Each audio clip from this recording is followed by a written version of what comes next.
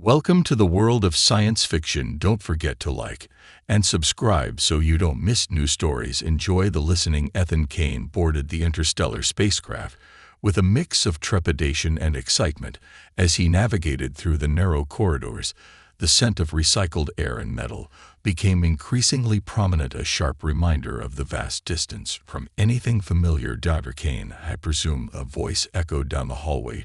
Turning, Ethan was met by Captain Marcus Lai, the mission commander, whose firm handshake was both welcoming and assertive. Yes, that's me. It's good to meet you, Captain. Likewise, Doctor. I've heard a lot about your work on xenoarchaeology. The crew's excited to have you on board this way. Please let's introduce you to the rest of the team. As they walked, the captain briefed Ethan on the ship's protocols. They passed several crew members who nodded with smiles or focused intently on their tasks. They arrived at the command center, a bustling nerve center with screens displaying star maps and various data. Team Captain Leary announced, "Meet Dare Ethan Kane, our guide on the ground. When we land on Zoria." A chorus of greetings filled the room, and Ethan met each team member. There was Mia Wong, the biologist, Luca Ramirez, the engineer, and Dare Sarah Henley, the mission's geologist. Dr. Kane, Mia began with a curious tone. "What do you think is the biggest challenge we'll face on Zoria?" Ethan pondered for a moment. "Aside from the unknown elements of alien terrain, it's the isolation. Being light years away from Earth, our only lifeline will be each other," Luca chimed in. "And that's why we've got the best tech to keep us connected and safe, not to mention my brilliant engineering skills." Laughter broke out, easing the underlying tension. Sarah added, "And I'll make sure we know the ground beneath our feet. Zor's geology might hold secrets to its past inhabitants, maybe even to the universe." "I'm counting on that," Ethan replied, smiling. "Every piece of data we gather will help us piece together the planet's history." Captain L's voice brought the focus back. "All right, team, let's ensure our preparations are seamless." "Ethan, you'll start tomorrow with simulations. We need you up to speed on the equipment and emergency procedures." "Understood, Captain. I'm eager to learn and contribute." As the meeting dispersed, Ethan lingered, looking out the viewport at the stars streaking by. This mission was the culmination of years of study and dreams. The unknown lay ahead, and yet the excitement of discovery was palpable, shared by a team as diverse and eager as he was. Dr. Kane, Luca approached him with a friendly nudge. "Ever piloted a hovercraft? Tomorrow's your lucky day. We're simulating the Zorian terrain, and you're in the driver's seat." Ethan laughed. "I look forward to it." Luca Leeton hope it's as thrilling as the real thing will be. With a nod, Ethan turned back to the stars, the guidebook's title echoing in his mind. A Human's Guide to Surviving a Trip to an Alien Planet. Little did he know the real guide would be the experiences shared and the friendships forged in the vastness of space. As the spacecraft touched down on the silvery sands of Zoria, the cabin was filled with a symphony of mechanical whirs and hisses. Ethan Kane peered out of the viewport, captivated by the vast landscapes bathed in the light of the twin suns. "Welcome to Zoria, Captain," Marcus Lee announced over the intercom. "Prepare for disembarkation in T-10 minutes." Ethan gathered his gear, his heart racing with the prospect of stepping onto uncharted territory. Beside him, Luca Ramirez was double-checking his engineering kit. "Can you believe we're actually here?" Luca asked, his voice a mix of nerves and excitement. "It's surreal," Ethan replied. "Feels like stepping into a dream." The hatch slowly opened, revealing the breathtaking vista of Zor's horizon. Ethan, Luca, and the rest of the crew, including Dare Sarah Henley and Mia Wong, descended the ramp, their boots sinking slightly into the fine silvery sand. "First task, let's set up the perimeter sensors," Captain Lai directed as he coordinated the team's efforts. Luca and Ethan teamed up, working to install the high-tech devices designed to monitor environmental conditions and detect any biological entities. The manual task gave Ethan a moment to feel the alien soil through his gloves, a tangible connection to this strange new world. "Hey, Ethan, over here, check this out," Luca called out. Ethan walked over and saw Luca examining a strange luminescent plant. "It's glowing. Is it photosynthesizing?" "Possibly," Ethan responded, intrigued. "Mia, do you have any insights on this?" Mia joined them, her eyes widening with fascination. "I need to take samples. This could be a new form of bioluminescence, maybe something symbiotic with Zor's atmosphere, as Mia set to work. Ethan and Luca continued with the sensor installation, discussing the potential discoveries awaiting them. Back on Earth, I used to hide just to see the sunrise from new peaks. Ethan shared. This is like the ultimate hike, isn't it? Except this peak is on another planet. Luca joked. Makes you wonder what's over those hills. Once the perimeter was secured, Captain Lay gathered the team for a brief, "All right, everything's set. Ethan, you and Sarah are on recon tomorrow. We need to map the nearby terrain and find a suitable site for the main research base." "Understood, Captain," Sarah responded.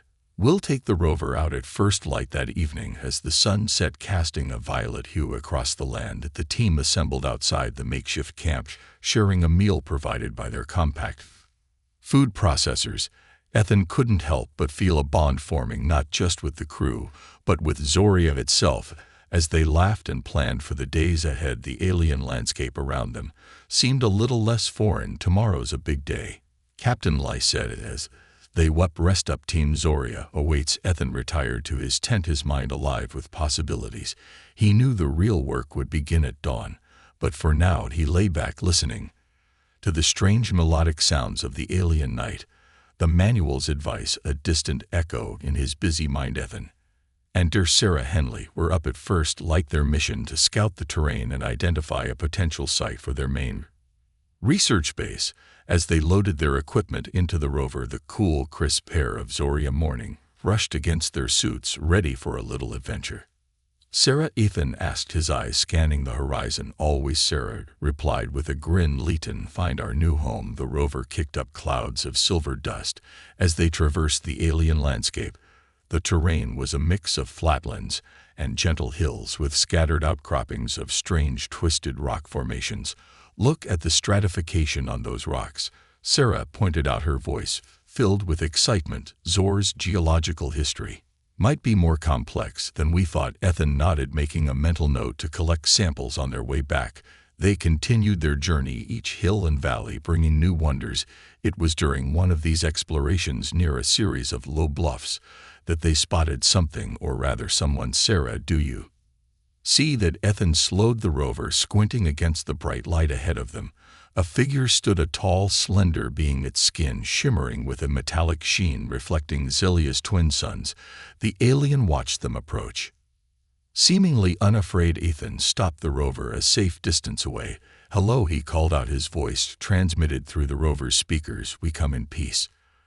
The alien tilted its head, studying them, then responded in a series of musical tones that resonated through the air. "Do you understand what it's saying?" Ethan asked Sarah, who shook her head in awe. "No, but I'm recording it. We can analyze the speech patterns later." Taking a cautious step forward, Ethan repeated his greeting, gesturing to show they meant no harm. The alien mimicked his gesture, then slowly approached. "My name is Ethan," he said, pointing to himself. "Ethan." The alien touched its chest and emitted a soft, harmonious sound. "Ava, Ava," Ethan repeated, smiling behind his helmet. "Nice to meet you, Ava." Sarah joined him, introducing herself. Ava seemed to understand her gestures, becoming more animated as if excited by the interaction. "Leighton, try something," Sarah suggested. She pulled out a tablet and sketched a simple diagram of the solar system, showing Earth and Zoria. She pointed to Earth and then to themselves. Ava watched intently,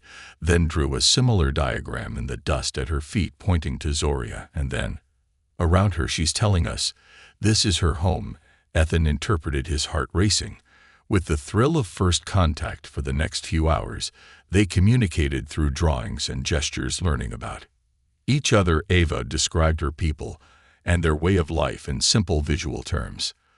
They were peaceful, curious, and deeply connected to their environment. As the suns began to set, Ethan and Sarah knew they had to return to camp.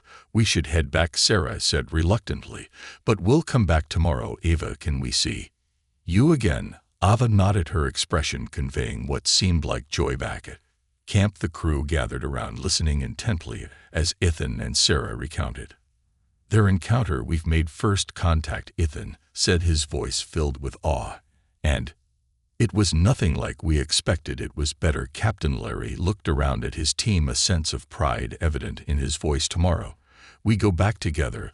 Let's see what we can learn from Ava and her people. That night as Ethan lay in his tent, the manual's advice seemed almost trivial. Real survival, he realized, wasn't just about adapting to the environment, but also connecting with those who call it home. The next morning, the entire crew, led by Captain Marcus Lai, set out to meet Ava, armed with various devices to aid in communication and documentation.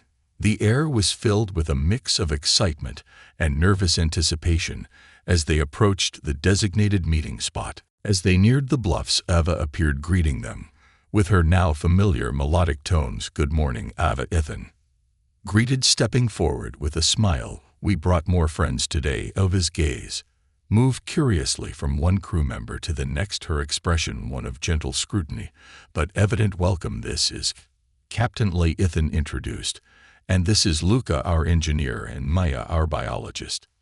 Each crew member waved, repeating their names. Ava mimicked the gesture, her voice singing their names back to them in her melodic language. Luca, ever the engineer, was keen to jumpstart deeper communication. "Let's set up the translation tech," he suggested, unpacking a device designed to analyze and translate languages based on syntax and frequency analysis. As Lucas set up the device, Ethan continued to interact with Ava, pointing to various objects around them and pronouncing their names in English. Ava listened intently, then repeated the sounds with surprising accuracy. "Seems like she's got an ear for languages," Mia observed, jotting notes on her pad. Meanwhile, Luca had the translator ready. "Okay, Leighton, try this," he announced. He spoke into the device. "Hello, Ava, we are happy to meet you." The device processed his words, committing a series of tones and clicks. Ava tilted her head, listening, then responded in her language. The device crackled and spat out a rough translation. "Happy meeting. Good, not perfect, but it's a start." Luca grinned, adjusting the settings. Captain Leary stepped forward, his demeanor official yet friendly. "Ava, we come from Earth. It's very far away. We're here to learn." Ava's response came quickly this time, the translator rendering her musical tones into learning. "Good, Ava, teach." Ava learned. For the next several hours, the crew and Ava exchanged basic information about their respective cultures. Mia introduced Ava to basic biological concepts, showing her images of Earth's flora and fauna, comparing them to the alien species around them. "See this? This is a tree on Earth, and this," Mia pointed to a similar structure nearby, "seems like your version of a tree." Ava touched the image, and then the alien tree, her face lighting up with understanding. "Tree," she repeated, both in her language and then in English. Ethan and Sarah took notes on the interactions, documenting every word, gesture, and response. The exchange was slow but fruitful, with each side growing more comfortable and adept at understanding the other. As the suns began to set, painting the sky in shades of deep purple and orange, Captain Lai called a brief meeting. "Team, we're making progress, but let's be sure to respect our hosts. We're guests on Ava's planet." "Absolutely," Ethan agreed. "Ava, we will come back tomorrow. We have much to learn from each other." Ava nodded, her expression serene. Gave await friends' return. As they walked back to the camp, Ethan felt a profound sense of accomplishment. They were not only explorers but also diplomats, forging a bond with an alien civilization through patience, technology, and mutual curiosity that went better than I ever hoped. Ethan said to the group, who nodded in agreement. "Tomorrow, we dive deeper." Captain Leary decided, "Let's see what other wonders AA can show us about Zoria." That night, under the stars of an alien world, the crew shared their thoughts and hopes about the days to come, their mission evolving from mere survival and research to something much greater, a genuine exchange of knowledge and friendship. Early the next morning, the crew was eager to continue their burgeoning friendship and collaboration with Ava. As they approached the usual meeting spot, Ava was already there, waiting with what could only be described as excitement. "Good morning, Ava," Ethan called out as they approached. "Ready for another day of learning?" Ava responded with enthusiastic tones, clearly pleased to see them. Captain Lai, who had taken a particular interest in the diplomatic aspects of their mission, stepped forward with a new idea. "Ava, could you show us more of Zoria? Today we'd like to understand your world better," he suggested, speaking slowly to aid the translation device. Ava nodded vigorously and gestured for them to follow her. The crew, equipped with various recording devices and scientific instruments, trailed behind, as Ava led them through diverse landscapes, each more striking than the last. Their first stop was a vast field dotted with towering structures that resembled flowers, but unlike any flora on Earth. Mia and Luca immediately began examining these structures, taking samples and making observations. "These aren't just plants," Mia explained to Ava through the translator. "They're part of your ecosystem's air purification system." "Aren't they?" Ava confirmed with a series of sounds in the device translated. "Air clean life." Grow fascinated by this revelation, Lucas set up sensors to measure the air quality and the structure's impact on the environment. Meanwhile, Captain Lai and Ethan discussed how these findings could benefit environmental efforts on Earth. "Imagine if we could mimic this process back home," Ethan mused, jotting down notes. As the day progressed, Ava took them to a river with crystalline waters that flew uphill, defying gravity. Sarah, the geologist, was immediately drawn to this phenomenon. "How is this possible, Ava?" Sarah asked, her curiosity piqued. Ava pointed to several large, smooth stones lining the riverbanks and explained through gestures that these stones possessed properties that influenced the water's flow. Gravitational anomalies, perhaps, Sarah speculated, examining the stones with her instruments.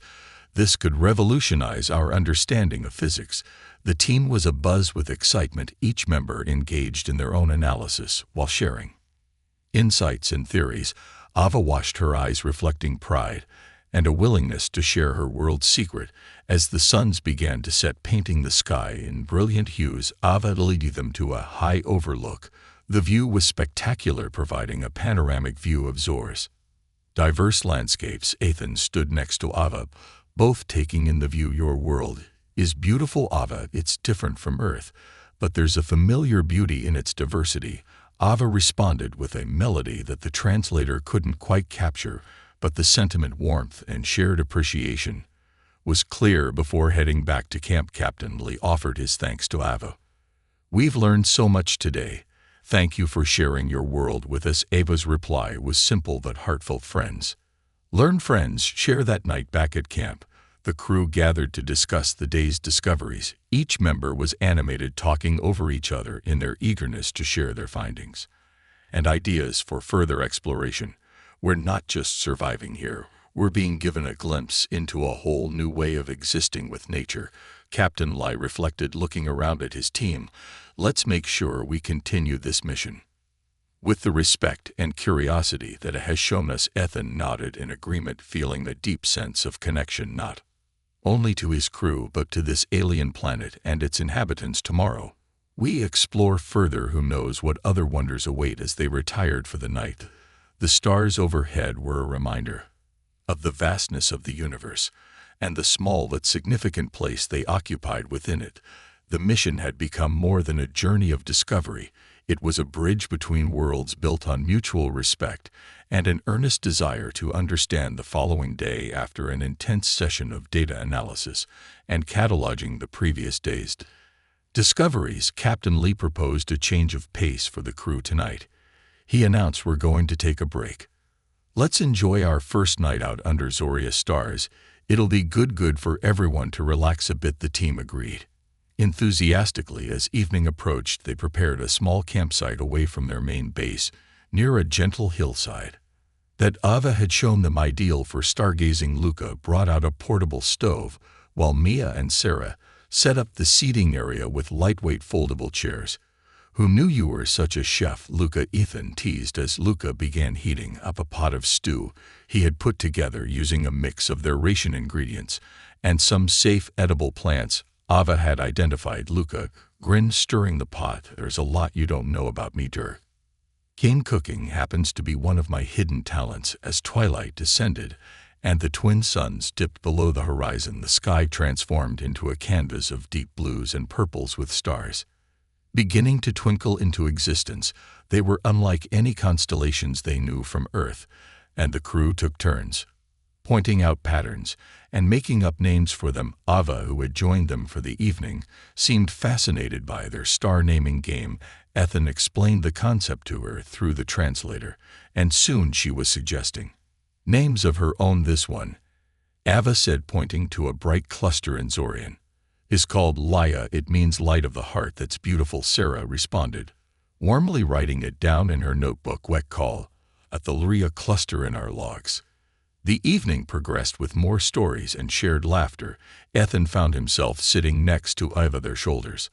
Almost touching, the proximity was unintentional but comfortable in the soft glow of the campfire.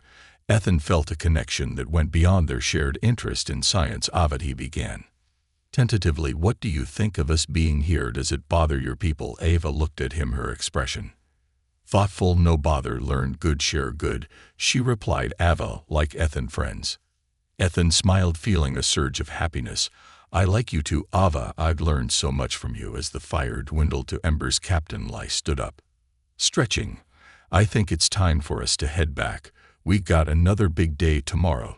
The crew packed up, but Ethan lingered for a moment, looking at the stars. Ava stood beside him, also staring upward.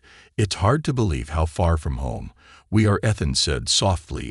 Home, she replied, then pointed to the sky, then to him. Ethan, home far, yes, but tonight it feels a little closer, Ethan admitted. Ava nodded, and they walked back to camp together in comfortable silence. The stars overhead silently watching their burgeoning friendship. Back at the base, as Ethan prepared for bed, he couldn't help but replay the evening's conversations. The simplicity of A's words struck him deeply. In the grand tapestry of the cosmos, their meeting was a mere speck, yet it felt profoundly significant. Tomorrow would bring more work, more discoveries, but for now Ethan felt a contentment that was as vast as the Zorian night sky. The mission was more than a scientific endeavor. It was a journey of human connection, reaching across the stars. The next morning brought a shift in the team's routine. Captain Larry announced that they would spend the day compiling their findings into a comprehensive report for Earth. It's crucial that we document everything accurately, he said, calling everyone to the main lab. Ethan, who had become the unofficial chronicler of their experiences, found himself revisiting the guidebook, A Human's Guide to Surviving a Trip to an Alien Planet. He chuckled at its outdated advice, now highlighted by their actual experiences. Hey Luca, listen to this, Ethan said, reading aloud. Always be wary of local fauna. Unpredictable behavior may pose a threat, and yet the most dangerous creature we've met is Ava, who's been nothing but friendly and helpful. Luca laughed, adjusting a sensor on his tech vest. Yeah, maybe we should write our own guide. How to make friends on an alien planet. That's not a bad idea, Ethan mused, flipping through the pages. I'll start with lesson 1. Don't just study the planet, get to know its people. As the crew gathered data and personal accounts, Captain Lai and Ethan worked on integrating AI's teachings and the Zorian ecosystem's insights into their report. They wanted to ensure that the unique cultural exchange and environmental findings were highlighted. Captain, I think it's important we stress the peaceful nature of our interactions, Ethan suggested. It could shape future missions. Agreed, Captain Larry nodded. Leighton, make sure the narrative is clear. This mission has changed from exploration to mutual understanding. Throughout the day, the crew discussed their most significant findings. Sarah brought up the gravity-defying river, while Mia talked about the bioluminescent plants. Luca shared updates on the tech adaptations made possible by observing Zorian minerals. Each member contributed, weaving a story not just of a foreign world, but of a shared journey as they worked. Ava sat beside Ethan, curious about the process. Ava, we're telling our world about yours. About us, Ethan explained, showing her the text and images on his screen. Ava looked intrigued and pointed to a picture of herself, with the crew touching the screen gently. Ava, friends, she said, a hint of pride in her voice. Yes, exactly, Ethan smiled. You're a big part of our story here. The suns began to set, casting long shadows across the lab's interior. The crew wrapped up their day's work, feeling a sense of accomplishment. We've done good today, Captain Larry said, looking over the report. Tomorrow, we send this to Earth. They'll see how much we've achieved. That evening, as they shared a meal outside, the atmosphere was light. The crew joked about adding a new chapter to the guidebook each year, chronicling the ongoing adventures and lessons learned on Zoria. Ethan took a moment to observe his friends, their faces illuminated by the flickering light of the campfire, and the twin moons overhead, he felt an immense gratitude for each one of them. Turning to Ava, he said, "Thanks to you, we've all learned so much." Ava responded with her melodious voice. Together, learn together, grow. As the night deepened, they continued to share stories and laughter, the bonds of friendship and discovery holding them close. They had come to Zoria as explorers and scientists, but they would leave as so much more, ambassadors of a new understanding, authors of a guide, not just to survival, but to living together in the cosmos. As the mission's end drew near, a sense of melancholy settled over the crew of the interstellar research team. The final day on Zoria dawned clear and bright, the twin suns casting a golden glow over the camp. Ethan stood outside his tent, savoring the alien landscape now as familiar as the back of his hand. Captain Lee joined him, his face etched with the same bittersweet expression. "It's hard to believe it's time to go," he said, clasping Ethan's shoulder. "It is," Ethan agreed, his eyes scanning the horizon. "I'm going to miss this place." "Miss Ava?" Speaking of Ava, have you told her we're leaving today?" the captain asked. "Not yet. I've been dreading the conversation," Ethan admitted. Together they walked to the meeting spot, where AA usually greeted them each morning. She was there as expected, her shimmering skin reflecting the morning light. "Ava," Ethan started, struggling to find the right words. "Today is our last day here. We have to return to Earth." Ava tilted her head, her expression turning somber. "Friends leave, yes, but we will never forget you or Zoria. What we've learned here will change our world," Ethan explained, hoping his words would offer some comfort. Ava nodded slowly, her voice melodious yet sad. "Change, good, but miss friends, we will miss you too. You've taught us so much," Captain Lee added, stepping forward. "Is there anything we can do for you before we leave?" Ava thought for a moment, then smiled faintly. "Tell stories, tell of Ava, Zoria.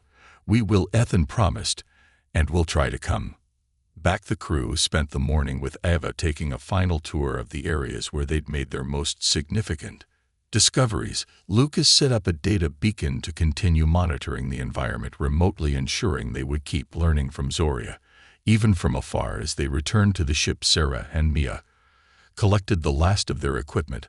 "I've never felt so torn about leaving a place," Sarah confessed, securing the container of samples. "Me neither," Mia replied. "It's like we're leaving a piece of ourselves here." Back at the ship, the crew began the somber task of pre-launch checks. Ethan programmed the coordinates for Earth into the navigation system, each click of the keys a stark reminder of the journey's end. Before boarding, Ethan looked back to see Ava standing at a distance watching them. He walked over to her one last time. "Ava, thank you for everything," he said, his voice thick with emotion. Ava reached out, placing her hand on his Ethan friend, always returning to her gesture. Ethan felt a surge of gratitude. "Always," he echoed with a final wave. Ethan turned and joined the others. The hatch closed behind them, sealing them in for the journey home. As the spacecraft lifted off, Ethan watched the Gloria shrink away beneath them, its vast landscapes and glowing skies etching themselves into his memory. Captain Lee, seeing Ethan's reflective mood, offered a reassuring smile. "We've done something remarkable here, Ethan. We'll carry this with us forever." Ethan nodded, knowing the captain was right. They had set out to explore and study, but they were returning with a new understanding and appreciation for the connection between all beings, no matter how far apart their worlds might be. As the stars began to streak past the viewport, Ethan realized that survival was never merely about adaptation and overcoming challenges. It was about the connections made, the friendships forged, and the unity found in the face of the vast, beautiful unknown. "Homeward bound," Ethan whispered, already dreaming of the day they might return